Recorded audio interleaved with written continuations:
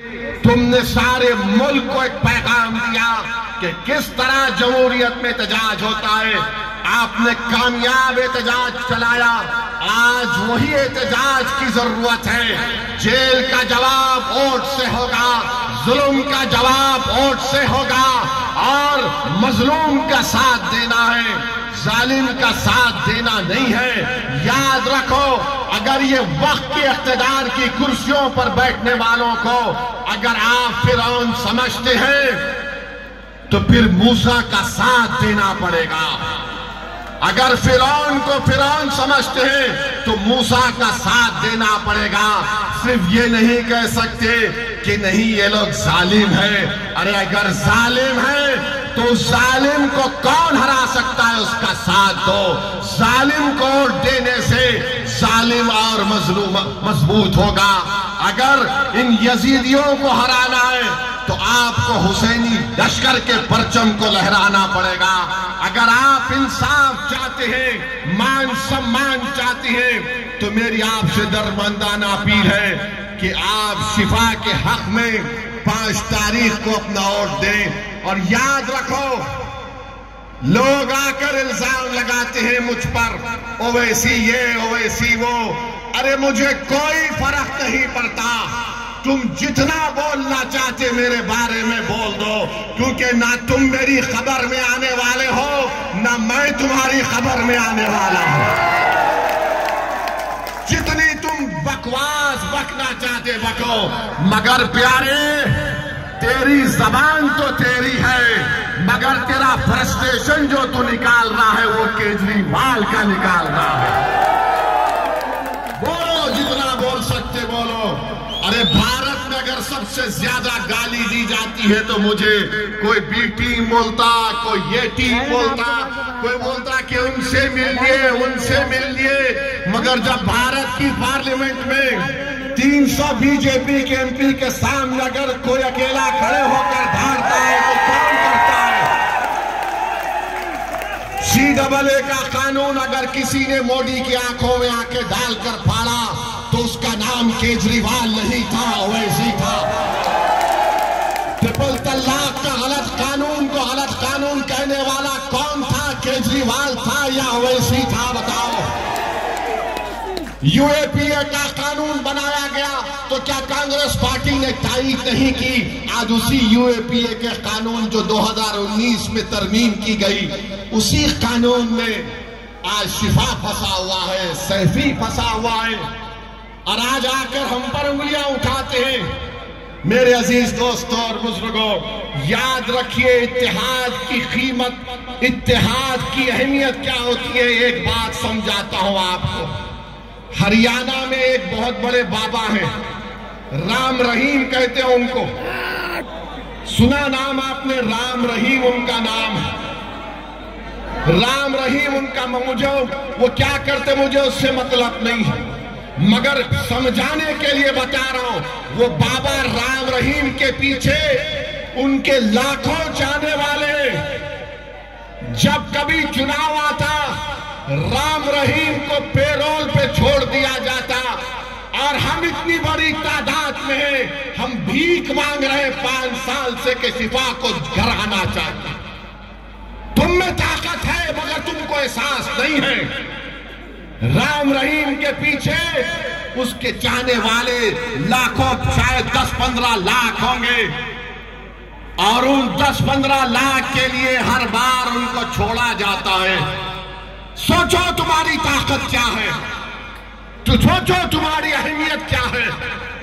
यही बात जब मैं कहता हूं तो कल से आप देखेंगे ओवैसी फिर से भड़काऊ भाषण दिया।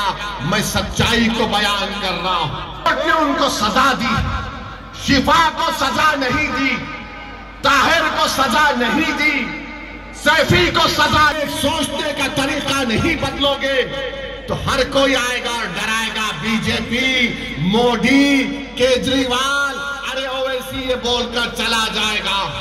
हाँ, मैं आप और हम इस दुनिया से जाने वाले हैं, मगर अगर एक सजा याफ्ता मुजरिम है राम रहीम, उसको कई मर्तबा पेरोल मिल गई, शिफा को नहीं मिलती है मेरे भाई, शिफा को नहीं मिलती है। नहीं मिलती, क्योंकि कोई साथ देने वाला अगर होगा ना तो बराबर सब चीज होता है।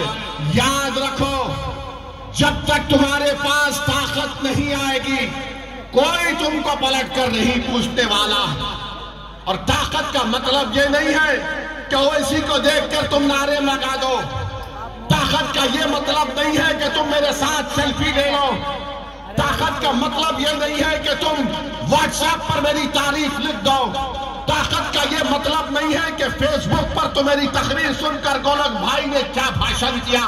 ताकत का ये मतलब है कि तुम मुत्तहिदा अपने वोट का इस्तेमाल करो और शिफा को मिले बनाओ। ये ताकत है, ये ताकत है। इस ताकत को पहचानो। सिर्फ जाकर कोई नेता मिला, आपके साथ फोटो,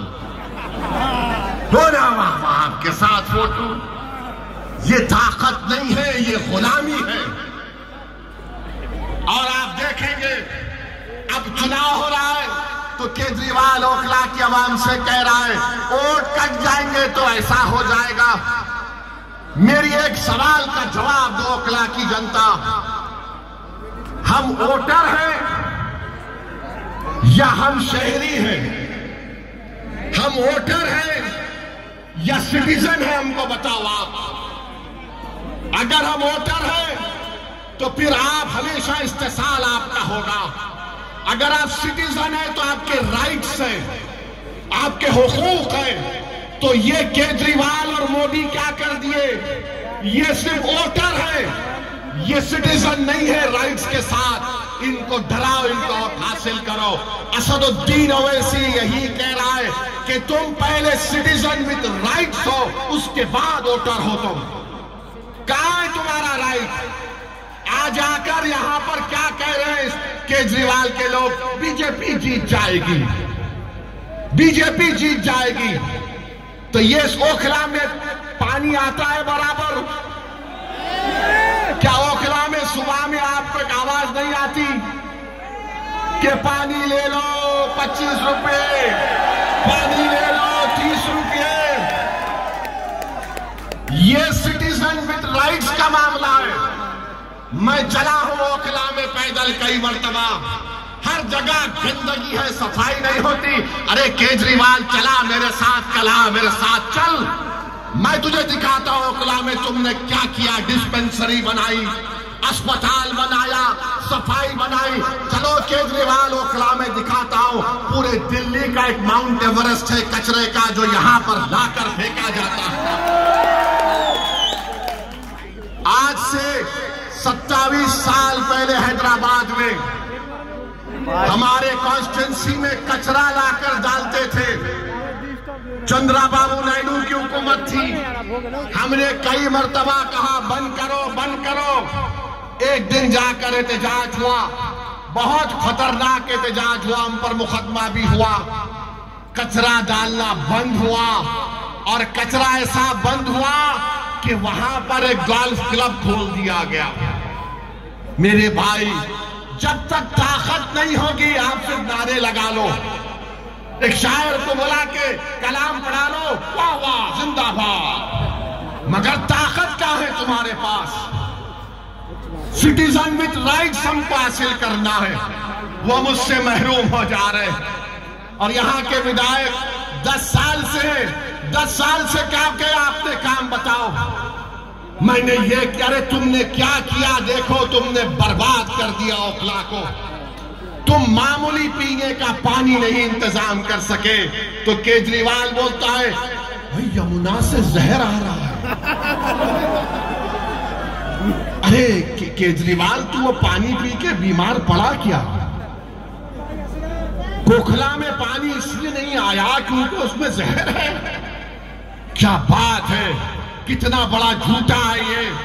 भारत में अगर झूठों का कंपटीशन होगा तो लिख कर दूंगा 2 लोग जरूर फाइनल में आएंगे, एक मोदी जी और एक मफलर छोटा रिचार्ड। दोनों में रुक जाइए बैठ जाइए, दोनों में जबरदस्त कंपटीशन होगा। मेरे अजीज दोस्तों और बुजुर्गों, एक और मिसाल आपको देता हूं। 2021 में एक बच्चे को कत्ल कर दिया गया था, मैंने उसकी मजम्मत की। ये आम आदमी पार्टी के लोग बोले क्या हम नारा नहीं लगा सकते? फिर दिल्ली का फसाद हुआ, ये केजरीवाल बोला मेरे पास लॉ एंड ऑर्डर नहीं है, जो 5 तारीख को डालने जा रहे। याद रखो, तबलीगी जमात पर लिखकर कंप्लेन देने वाला केजरीवाल है।